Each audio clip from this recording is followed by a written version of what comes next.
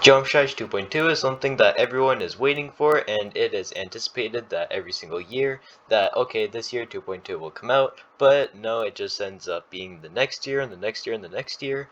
But that's because that we don't actually have any that much proof of why we think that 2.2 could just come out. We just make assumptions.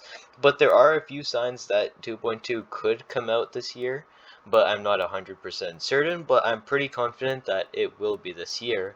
So let's look at why 2.2 is taking a long time first of all.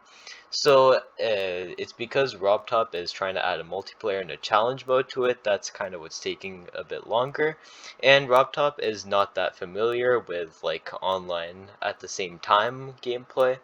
I have tried to make it on Scratch and it's quite a bit difficult to try and do that. So if on a different platform of coding, yeah, it would be quite a bit difficult, but the community has done this before. There's a multiplayer mode and Discord server for it, so I'd recommend that you check that out. But RobTop is quite a bit involved inside of the community. He's always checking the Reddit, his Discord server. He's basically on everything. And I think RobTop would probably notice some of the 2.2 stuff that people are adding. Somebody even made a spider orb level and RobTop actually noticed it.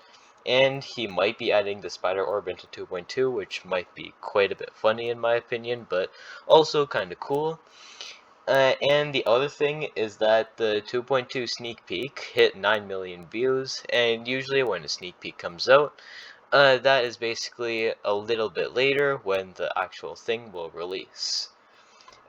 So yeah, that is another piece of proof. And the final piece of proof that I have is that on March 21st, on 22nd, it will be 22, 22, 22. So if he releases 2.2 on that day, then it would be funny.